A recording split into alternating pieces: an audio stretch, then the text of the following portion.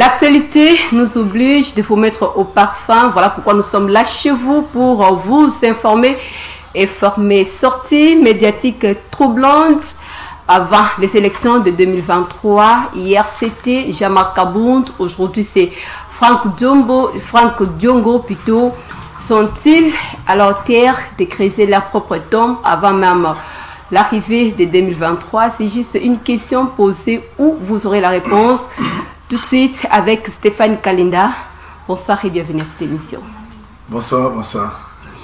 Les voix s'élèvent, les réactions ne cessent de se multiplier tout autour de sorties médiatiques de Franck Diongo ainsi que de Jean-Marc Kabound. Mais avant d'abord d'y arriver, comment analysez-vous la situation politique en RDC? Bon, la situation politique en RDC est vraiment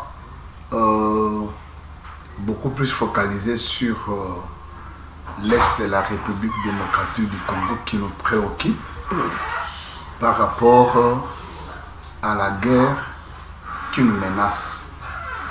Génocide depuis pendant beaucoup d'années et que nous avons perdu beaucoup de Congolais. C'est ce qui nous préoccupe beaucoup actuellement en République démocratique du Congo. Et des solutions sont en train d'être trouvées parce que nous sommes un peuple qui est habitué à négocier, à faire ce qu'il faut faire.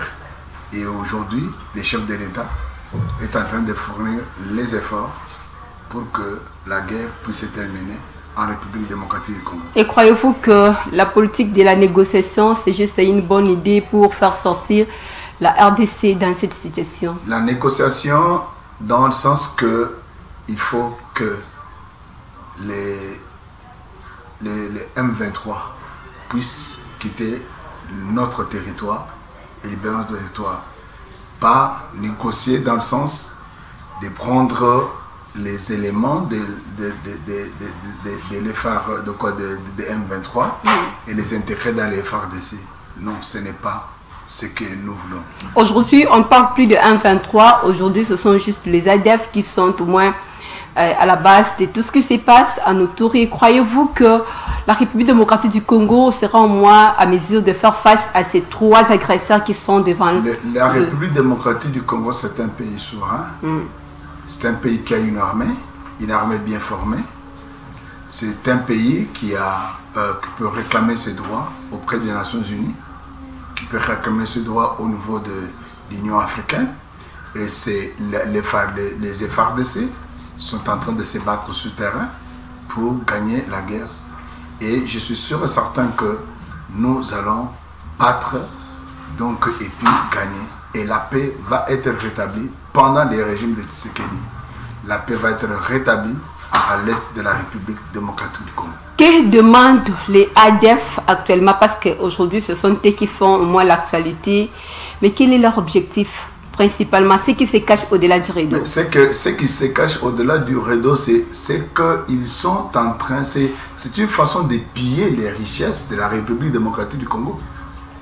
Et tous ces gens-là, même quand vous voyez aujourd'hui Rwanda, on est en train de parler de l'économie de Rwanda qui est au rabais à cause de tout ce qui est en train de se passer. Parce qu'on est en train de les empêcher à pouvoir piller encore donc ce qu'ils faisaient avant.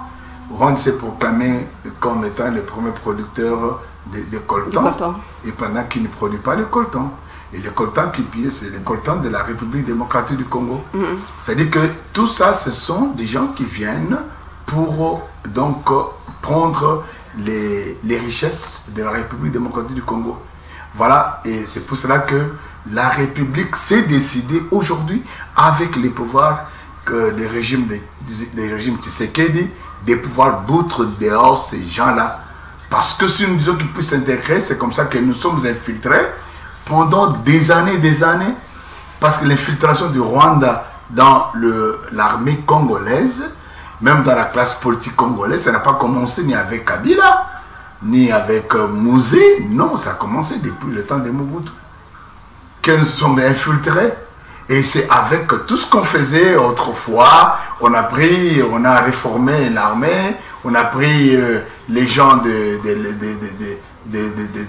Rwandais, on les a intégrés dans notre armée. C'est comme ça que nous sommes aujourd'hui infiltrés.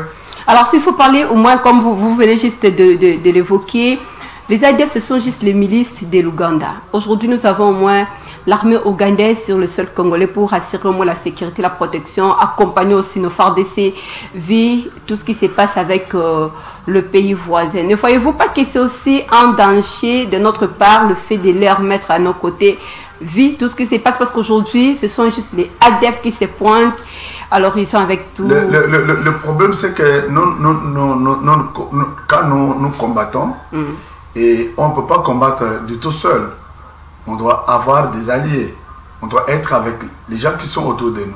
Mais aujourd'hui, là, il y a l'Union africaine où il y a des différentes nations.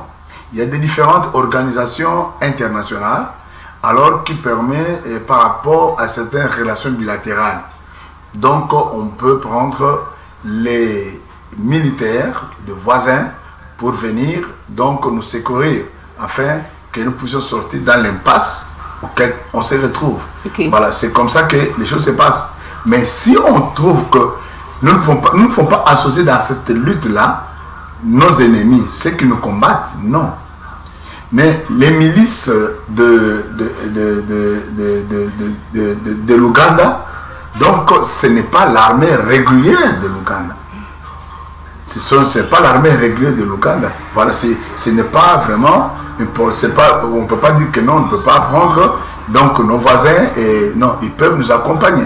Mais il faut voir quel voisin qui peut nous accompagner. Alors, parce qu'aujourd'hui, nous avons trouvé que l'M23 est orchestré par Rwanda. C'est Rwanda qui est en train de booster, qui est en train de donner de l'énergie à l'M23. Vous voyez? Rwanda, M23, les ADF ne sont pas au moins juste... Bon, je ne sais pas si je vous pose cette question dans l'affirmative. N'est-ce pas une manière au moins de jouer un jeu de cache-cache entre les trois face à RDC? Non, le problème, ce n'est pas le Rwanda. Ce n'est même pas aussi le M23. C'est qui le vrai problème alors? Le problème, c'est ceux qui sont la main noire qui est derrière Rwanda et qui est derrière M23. C'est pour ça que je crois que tu m'avais reçu dernièrement quand le roi Philippe était ici. J'avais dit qu'il faut que le roi Philippe soit sincère avec la RDC. Il faut que les États-Unis d'Amérique soient sincères avec la RDC. Il faut que la France soit donc sincère avec la RDC. Ce sont des grandes puissances aujourd'hui qui sont en train de nous entourer. Nous avons la MONUSCO qui est avec nous ici, qui est au fond là-bas à l'est de la République. Mais dont nous voyons qu'ils ne font pas vraiment un travail pour aider la République démocratique du Congo, non.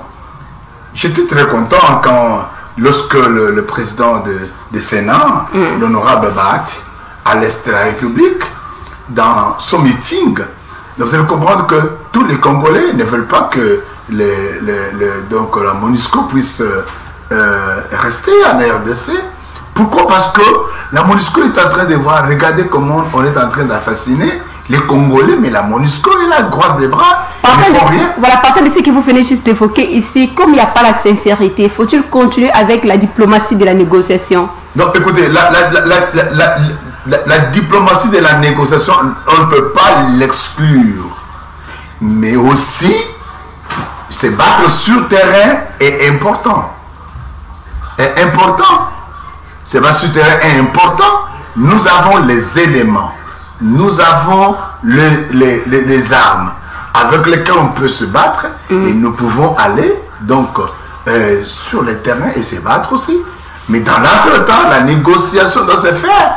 Parce que le dialogue est toujours important, madame. Le dialogue est toujours important. Il faut qu'il y ait toujours le dialogue. Il faut qu'il y ait le dialogue. Donc on dialogue et on se bat. Je crois, un adage dit, je cite, que qui veut la paix prépare la guerre. Si quelqu'un veut la paix, il doit préparer la guerre. Et la République démocratique du Congo doit aussi préparer la guerre. C'est vraiment très très important. Alors, de toute façon, comme c'est la RDC qui est en train au moins de négocier, quels sont les mécanismes efficaces faut-il mettre en place pour éviter tous ces genres de mots 20 ans plus tard? Ben, écoutez, les stratégies, c'est qu'il faut d'abord déceler d'abord connaître l'ennemi. Savoir là où il est. Mais l'ennemi est connu. Et comment? Non, l'ennemi est connu. Il y a l'ennemi extérieur et il y a l'ennemi intérieur. Et qu'est-ce qui nous empêche de ne pas connaître l'ennemi? L'ennemi intérieur est là. L'ennemi intérieur est là parce que l'ennemi intérieur, vous allez trouver que c'est sûr. Même les Congolais eux-mêmes qui sont complices dans cette guerre qui est en train de se faire à l'est de la République démocratique du Congo. Parce qu'on cite les députés nationaux, des sénateurs et certains acteurs politiques de l'Est, mais qui sont en train d'alimenter les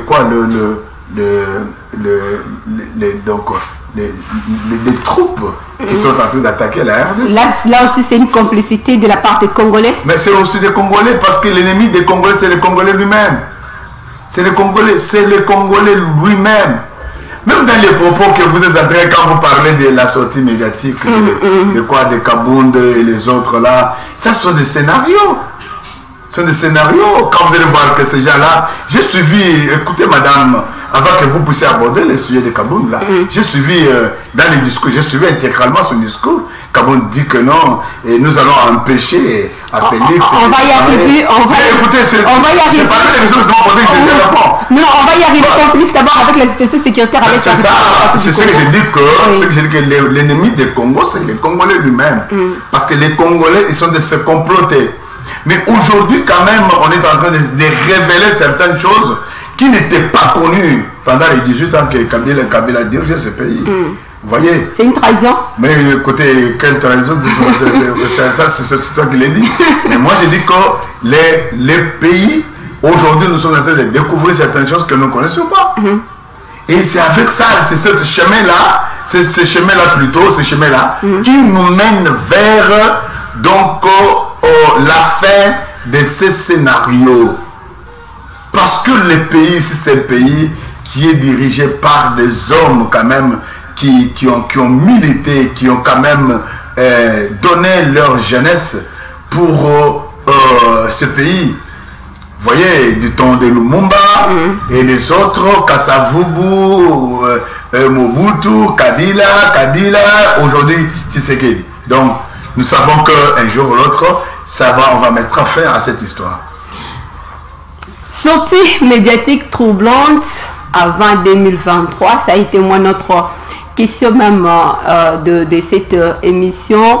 Comment analysez-vous au moins les propos tenus par Jean-Marc Kabound à Kabound? Quels sont les propos que toi tu as arrêté? Vous avez quand même suivi, son discours. Je reviens au moins parce qu'il a dit que le chef de l'État, Félix Antoine Tshisekedi, ne mérite pas être moins au sommet de ces pays. Ouais. Alors, écoutez, je vais dire ceci. Est-ce que c'est Kabound qui mérite d'être à la tête de ce pays pour diriger? Parce que Kabound, c'est quelqu'un qui a travaillé avec le chef de l'État. Ah oui. Et Kabound a été 2 fois vice-président de l'Assemblée provinciale nationale. À l'Assemblée nationale. Et Kabound, il a été chassé de l'Assemblée nationale, vous savez ça. Pour la première fois. Il est revenu pour la deuxième fois. Pensez-vous qu'il était sain, Monsieur Kabound? Pensez-vous que Kabound était sain? Du fait qu'il soit seulement dans l'Assemblée 2 fois qu'il est chassé, comme vice-président. Et de la manière qu'il s'est comporté, madame, nous savons comment... Mettez-vous en tête que Kabound, il était vice-président de l'Assemblée nationale, mais dans quelques peu de temps qu'il a fait seulement dans l'Assemblée nationale, Kabound s'est tapé, vraiment, je ne suis pas jaloux de lui, mais il s'est tapé quand même des villas. Et si vous allez à Lubumbashi, dans le Haut-Katanga, également dans le Lualaba, il faut voir combien de carrés miniers avait Kabound. Mais aujourd'hui, Kabound va dire que Kabound va dire que non, le président Félix, il ne mérite pas d'être à la tête de ce pays. C'est un régime, c'est un régime des incompétents. Mais lui, il a manifesté son incompétence notoire, permettez-moi le terme, dans l'Assemblée nationale. Il était seulement vice-président de l'Assemblée nationale. Mais il a manifesté d'abord sa façon d'abord d'être, la brutalité qu'il a. Vous voyez, son comportement tout simplement. Ça prouve même le discours qu'il a tenu là, un discours terre à terre. Vous savez, ce n'est pas, je ne peux même pas me permettre de pouvoir commencer à analyser. Donc, c'est le discours de Kabound, c'est un discours terre à terre qui n'a pas son sens d'être. Comment ça? Écoutez, quelqu'un qui va dire, un Congolais qui aime le Congo, qui aime les Congolais, il va dire que non, il faut que nous puissions mettre les bâtons dans le roue afin que le Félix ne puisse pas faire grand chose. Ça, c'est un discours qui a été tenu dans le temps. On ne peut jamais revenir dans ce discours-là. Et écoutez, lorsque nous disons que dans ce pays, nous pouvons parler des politiciens et qu'on peut prendre Kabound, mais je veux dire que Kabound est en train de préparer donc son tombeau, sa propre tombe. C'est qu'il il est en train de s'enterrer. Mais ne voyez-vous pas que, parce que là nous s'approchons au moins vers 2023, à bientôt, il y aura les élections, plutôt. Ne voyez-vous pas que Kabound se présente comme étant un danger permanent pour nous? Non, écoutez, je vais te dire que Kabound, il ne peut jamais être ni un adversaire, ni un danger permanent. Jamais. Il ne représente rien. Mais c'est quelqu'un aussi qui pèse. Souvenez-vous de ce qui s'est passé en 2018. Écoute, madame, il pesait avec le drapeau de l'UDPS sur ses épaules. Mais avec le manteau, quand il a ôté le manteau de l'UDPS sur ses épaules, je sais que Kabound ne fera absolument rien. Je te garantis, tu vas me recevoir encore en 2023 sur ce même plateau. Je reviendrai pour que nous puissions parler de Kabound. Et je vais te dire que les Congolais n'iront jamais derrière Kabound. Vous voyez? À partir de ce qu'il est en train de dire, donc on a trouvé que c'est quelqu'un qui est en train de s'acharner avec la haine.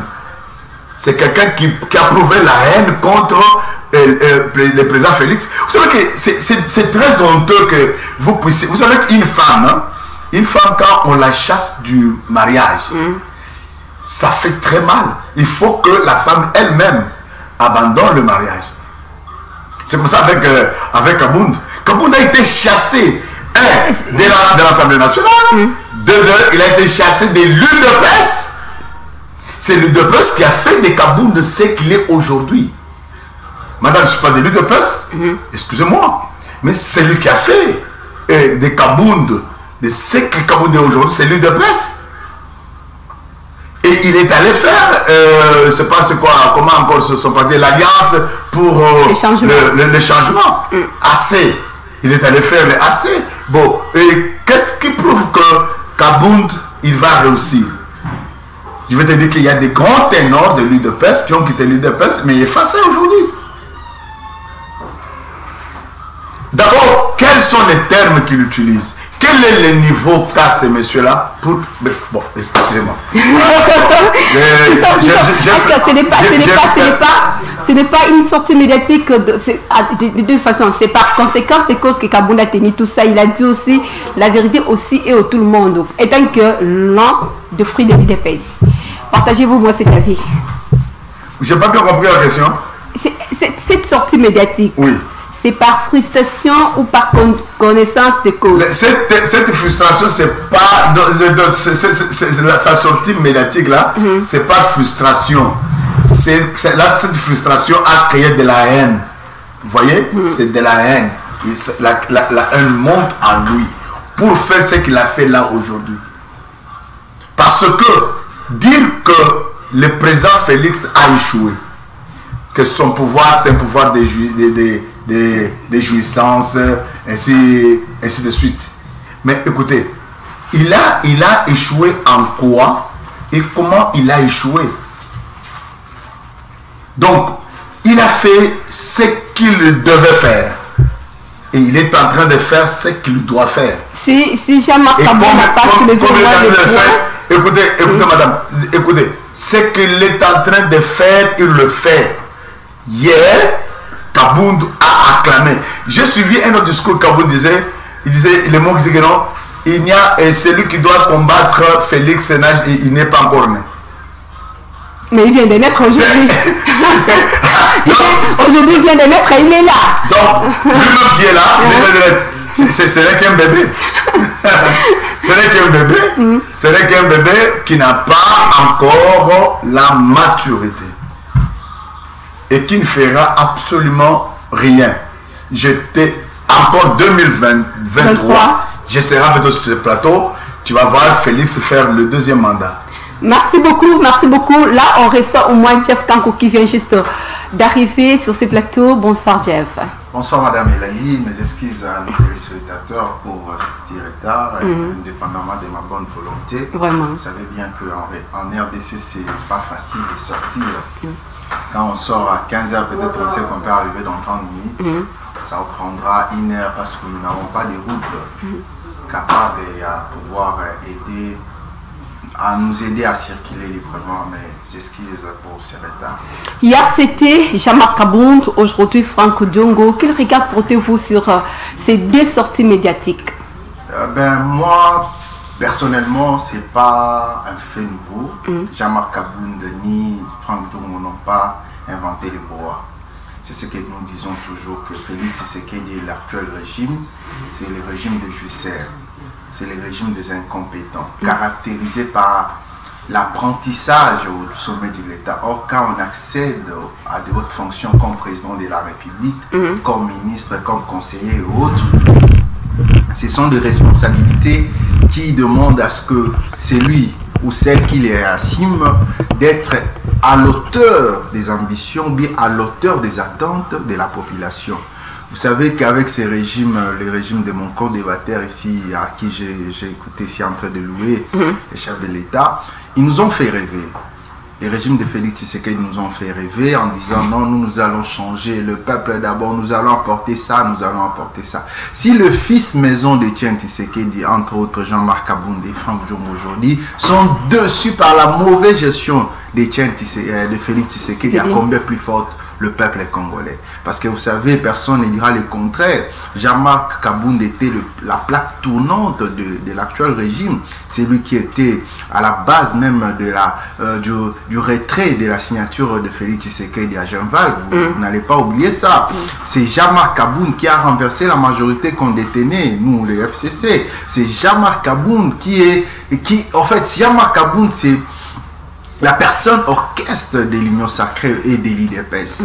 Savez-vous que c'était la dernière volonté d'Etienne Tshisekedi comme secrétaire général? Moi, je me suis posé des questions. Pourquoi Tshisekedi, de son vivant, n'avait pas donné la chance à son fils d'être secrétaire général de son parti politique? Pourquoi laisser toujours, il léguait plutôt son fils au dernier rang pour ne pas le présenter? Rappelez-vous que aujourd'hui en prison, M. Roger Lumbala nous avait parlé d'une anecdote.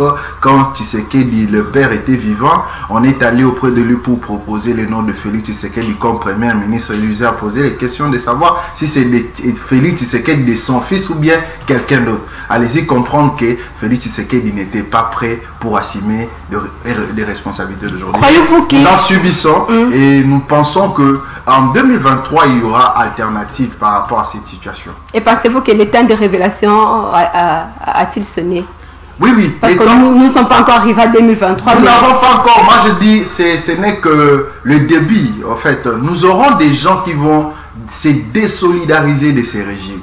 Madame Elali a enregistré cette émission. Je vais vous dire ceci, que avant 2023, vous allez voir que les gens vont se révolter contre ces régimes. Les gens vont se réveiller. D'autres qui sont encore dans les Fachi béton, ils vont se réveiller et ils vont prendre conscience pour dire que on on faisait que dorloter hors ces régimes, ce n'est que le régime des clubs d'amis des Jussers. C'est que moi je dis, c'est ça, c'est tout simplement ça. Parce qu'aujourd'hui, est-ce que ceux-là qui sont aujourd'hui autour de Félix Tshisekedi ou bien qui sont aujourd'hui dans des postes de responsabilité, vous les avez vus en train de lutter pour ces pouvoirs?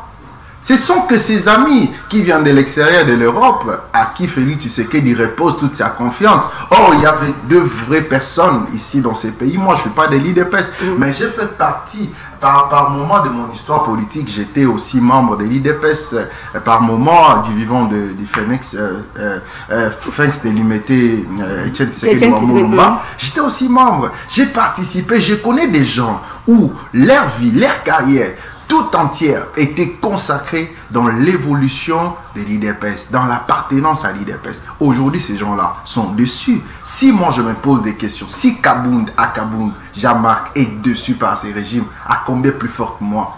Moi qui suis, ne serait-ce que le peuple lambda, qui aujourd'hui voit les réalismes de ces pouvoirs, qu'ils ne sont pas à l'auteur, ils ne sont pas capables d'éradiquer, de traiter le vrai problème de la population. Et aujourd'hui, le peuple est dessus, et je pense que c'est le cas pour tous. Il y a même mon co-débatteur, il est aussi victime de ça. Voilà, il va réagir, il va réagir. Il va pas dire à notre population qu'il est vraiment victime, mais moi je crois, et je le sais, qu'il est victime. Parce que du moment où on lui a escroqué son argent avec l'affaire RAM jusqu'aujourd'hui non remboursé, c'est-à-dire qu'il est victime. Et nous devons nous constituer en des victimes pour chasser ses pouvoirs. Parce que Franck Diongo l'a dit aujourd'hui, il regrette. Voilà. Il a bien dit ça. Il regrette de ces régimes. Donc il n'identifie pas le vrai Étienne ou bien l'esprit de Tshisekedi dans la gestion de son fils qui est Félix Tshisekedi. Donc on sent qu'il y a quelqu'un qui est là pour son intérêt et non pour l'intérêt général. Pourquoi, Jeff Kanko, pourquoi faut-il se prononcer ou bien pourquoi faut-il regretter à l'ère actuelle? Parce que Franck Diongo l'a dit, d'ailleurs, qu'il a nié même l'existence de la démocratie en République démocratique du Congo. Il a avoué que la gratuité de l'enseignement a échoué. Il retire aussi sa confiance auprès de Félix Antoine Tshisekedi. Mais pourquoi faut-il le faire? Et quels sont les dangers? Quels sont les dangers? Moi, je vous dis, ce n'est que normal. Je suis conscient que la situation politique de l'ère nous demande à ce que chacun de nous soit révolté de sa manière. Okay. Parce que si nous nous laissons berner par cette situation, la République risque plutôt d'être disloquée, d'être, je ne sais pas moi quoi, dans les jours à venir. Parce que rendez-vous compte que en ce moment où le pays est agressé par les M23, mais un chef de l'État, le commandant suprême de l'armée, prend le luxe d'aller en vacances. Oh, je pars en vacances, mais reposer. Vous vous reposez pour avoir quoi? Il n'a pas droit au repos. Non. Et imaginez en ce moment, le président ukrainien s'est dit non, je pars en vacances. Du moment où on bombarde, du moment où Bounagan, dans ce moment, nous ne l'avons pas encore récupéré. Mais le chef s'est dit, le commandant suprême de l'armée, bien sûr, c'est lui, au regard de la constitution du 18 février, c'est lui le commandant. Mais quand le commandant s'est dit, je dois prendre repos parce que je ne me sens pas bien, mais est-ce que vous trouvez ça normal? Est-ce que vous vous dites que vous avez un leader? Nous avons l'absence du leadership au sommet de l'État, c'est ce qui est vrai. Merci beaucoup, Jeff Kanko. Le bonheur des uns, le malheur des autres, s'il faut résumer au moins le propos de Jeff Stéphane. Merci beaucoup, madame. Vraiment. Ça casse, hein? Ouais, voilà, je comprends. Je comprends que M. Kango, il est blessé de guerre. il est blessé de guerre. Vous savez, c'est quand ils ont perdu les élections. Je crois que même son patron, une fois, il a dit, s'il avait 15 personnes à côté de lui, il pouvait transformer ce pays. Aujourd'hui aussi, Félix manque de 15, c'est même 15 personnes pour transformer le pays. Félix n'a jamais dit ça.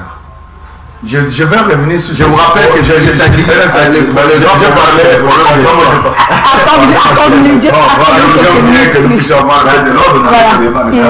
Voilà. Quand il a parlé des fils maison de l'UDPS, je t'informe premièrement, monsieur, que Jean-Marc Kabound, premièrement, il n'avait pas quitté l'UDPS. Jean-Marc Kabound a été premièrement chassé de l'Assemblée nationale. Deuxièmement, il a été chassé encore de l'Assemblée nationale. Et après, il a été chassé de l'UDPS. C'est-à-dire qu'il a été chassé. Et quand quelqu'un est chassé de l'UDPS, c'est-à-dire qu'on connaît la qualité de la personne à qui on a affaire. Kabound, certainement, c'est quelqu'un qui a travaillé. On ne peut pas ignorer ses capacités, ses compétences. Mais il avait trop de défauts. C'est comme ça que les sages de l'UDPS ont pris la résolution de le chasser du parti. C'est-à-dire qu'il n'avait pas... C'est quelqu'un qui a fait cette sortie médiatique avec beaucoup de haine, beaucoup de colère, tout ça. Quand il parle de ce qu'il a entouré seulement de ses amis, mais Kabound vient de Kamina, tu sais ça? Kabound vient de Kamina, et de Kamina il est arrivé à Kinshasa. Donc pour faire la politique, c'est Kabound n'a jamais eu une autre nationalité comme les autres. C'est-à-dire que autour de Tshisekedi, il n'y a pas seulement ceux-là qui sont venus de l'Europe ou de l'extérieur du pays. Il y a aussi les gens les autochtones qui travaillent ensemble avec lui. Et aujourd'hui, je vais vous dire que c'est un pouvoir des jouisseurs. Certainement, mais écoutez, dans le temps, il faut que nous puissions revenir même dans l'histoire. Il y a ceux qui ont dirigé ce pays pendant 18 ans. Moi, personnellement, je travaillais dans le gouvernement de Kabila. Je travaillais là-bas. J'ai fait longtemps là-bas. J'ai participé. Je travaillais. Mais écoutez, nous connaissons quand même ce qui s'est passé là. Je ne suis pas de l'UDPS, moi. Comme il l'a dit, j'ai passé certainement ce qui était comme mon premier parti politique dans la vie, c'était l'UDPS. Quand je suis allé à l'université de Lubumbashi, j'ai dirigé quand même l'UDPS à l'université de Lubumbashi en 1989. Vous voyez? Mais je ne suis plus de l'UDPS. C'est que je veux dire, il faut, les Congolais, nous devons comprendre. Se faire la sortie, quitter, faire son parti politique, c'est normal. Kabound peut aller faire son parti politique. Oui, là on parle de Kabound, mais quand on parle de Franck Diong. Mais écoutez, même Franck Diong, écoutez, Franck Diong, nous sommes, quand il parle, d'ailleurs, quand Franck Diong dit que en RDC, il n'y a pas la démocratie, il ne reconnaît pas la démocratie. Mais Franck Diong, s'il était au Congo-Brazzaville, il n'allait pas ouvrir sa bouche parler, comme il parle là. Ça, je te le dis. S'il était au Congo d'en face, il n'allait pas là où il y a la dictature. Acceptez-vous. Mais écoutez, madame, aujourd'hui, Franck Diong, quand il dit qu'il ne reconnaît pas, permettez-moi le terme, c'est marque de la reconnaissance. Parce que Franck Diong, il était en prison. Il est sorti de la prison comment? Il était en prison. Comment il est sorti de la prison? Il a fait tous les scénarios qu'on marchait dans des poussettes, tout ça, comme si quelqu'un qui n'avait plus encore de sens. Comment il est sorti de la prison? Quand il parle qu'il n'y a pas la démocratie dans ce pays, et quand il sort à la télévision, il appelle les médias viennent autour de lui. On a arrêté combien de personnes? Quand il a fait l'interview, quand il a fait le point de presse. Écoutez, les Congolais, nous devons avoir un sens, nous devons comprendre certaines choses.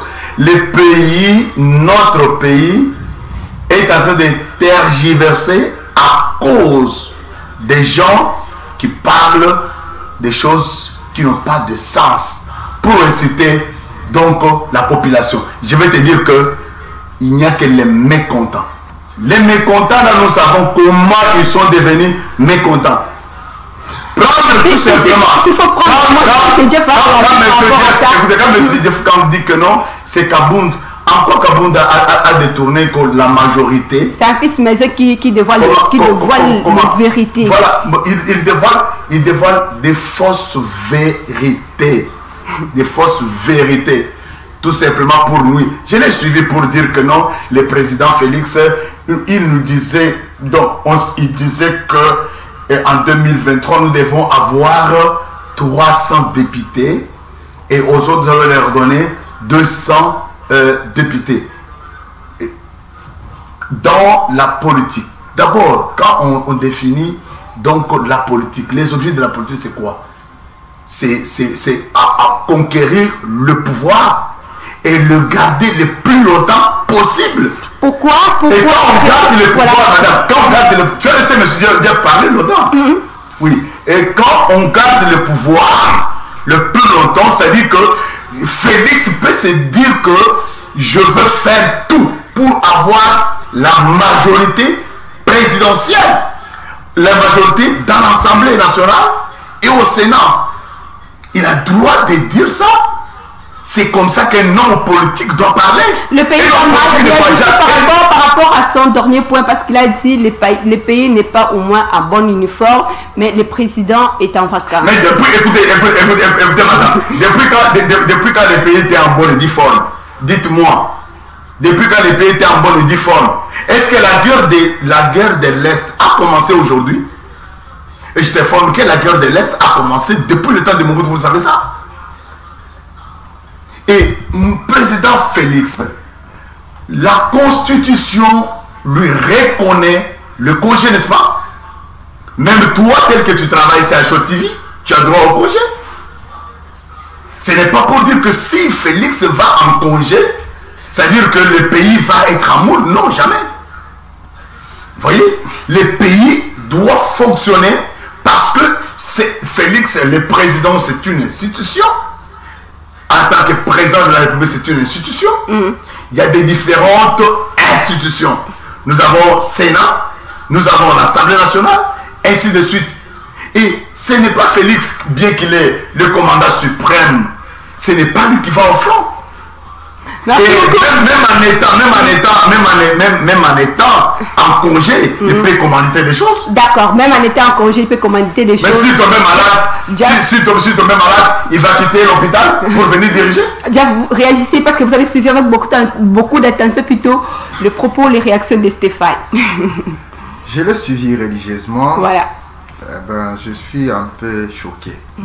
Choqué par rapport à quoi? Parce que mon aîné ici présent, moi je pensais qu'il allait dire à notre population, non pas pour me convaincre, mais convaincre notre peuple. Parce que nous sommes dans une émission où 30 minutes on pour doit convaincre la population.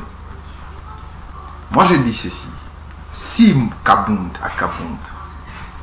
qui quittait de Kamina pour venir ici, où il a lutté à Kamina comme combattant, et rappeler ici à Kinshasa par la confiance, parce que nous ne pouvons pas se tergiverser là-dessus.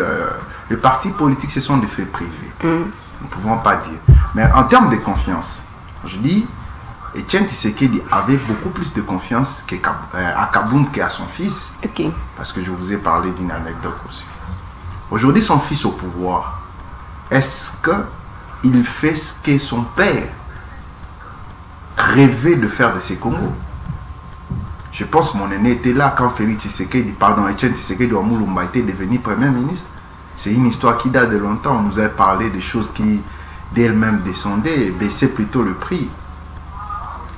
La gestion d'Etienne Tshisekedi à son temps-là, comme Premier ministre, aujourd'hui, l'IDPS au pouvoir, est-ce qu'il y a une différence? Est-ce que ça se ressemble?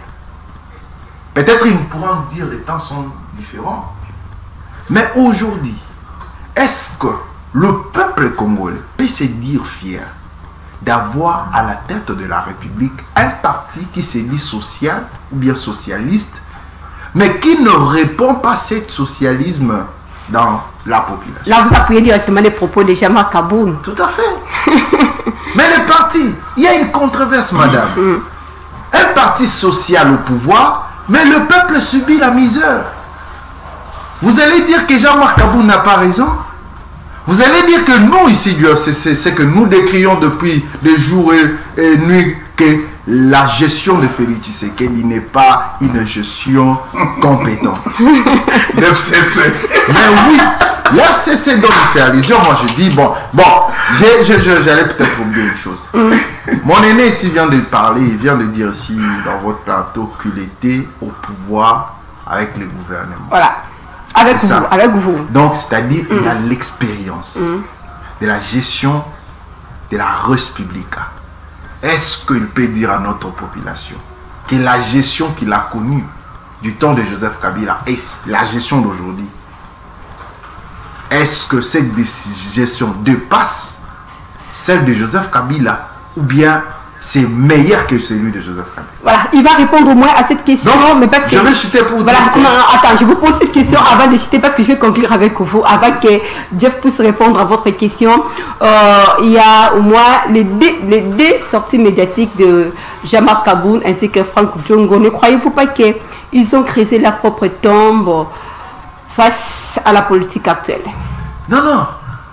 Non, par le principe de la démocratie, madame. Mais quand il nie la démocratie, d'abord qu'il n'existait pas. Déjà, du fait que Franck Djongo a dit, Franck Djongo a tout dit. Est-ce qu'aujourd'hui, les régimes de l'IDPS aujourd'hui, est-ce que vous sentez la démocratie? Il n'y a même pas contradiction. Quand vous dites, vous faites des reproches à ces régimes, on vous dit non, vous êtes un menteur. Est-ce que le régime actuel est comparable à celui de 18 ans de Joseph Kabila? On veut toujours revenir en arrière. Or, on dit toujours gouverner, c'est prévoir. Quand on accède à des postes de responsabilité comme étant président de la République, vous ne venez pas prétendre gérer, vous gérez la République. Okay. Vous venez avec les ambitions claires et bien déterminées. Vous savez pourquoi les Américains ont chassé Donald Trump du pouvoir? Parce qu'ils ont senti en lui l'incompétence et la mauvaise gouvernance. Aujourd'hui, il y a une mauvaise gouvernance qui s'ancrage dans la gestion de la République. En 2023, on aura toujours Félix au pouvoir. Mais non. Ça, vous avez à moins que le ciel tombe sur la population congolaise. Je suis sûr et déterminé que nous aurons, de la même manière, nous avons eu une jurisprudence d'une alternance dans ces pays. Nous aurons la jurisprudence d'un président qui va faire un mandat. C'est Félix Tshisekedi ou Achilombo. Pour finir avec vous, votre message, votre dernier mot. En dernier mot, je vais demander à notre peuple aujourd'hui, je suis d'accord qu'aujourd'hui, petit à petit, il y a la révolution qui s'installe dans les chefs des Congolais. Aujourd'hui, les Congolais comprennent qu'il est temps qu'on se révolte contre ces régimes, qu'on chasse, qu'on mette en dehors. Mais de manière démocratique, c'est-à-dire, nous n'allons pas accorder à Félix Tshisekedi un glissement même d'un jour. Félix Tshisekedi doit nous organiser les élections en 2023 et ces élections auront pour but de mettre fin à son mandat et qu'il rentre à l'IMT. C'est là où il exerce bien son travail. Soit il va aller s'installer en Belgique, comme lui et ses enfants sont beaucoup belgicains que congolais. Ils vont rester là-bas et nous allons continuer parce que nous devons sauver la République. Merci beaucoup. Nous sommes arrivés au mois à la fin de cette émission. Stéphane Kalinda, vous avez suivi au moins le propos de Jeff Kankou. Partagez-vous cet avis au moins, ou bien reconnaissez-vous votre échec avant même qu'on arrive à 2023? Je vais te dire, madame, que jusqu'à présent, Félix Antoine Tshisekedi n'a pas échoué. Parce qu'il a répondu.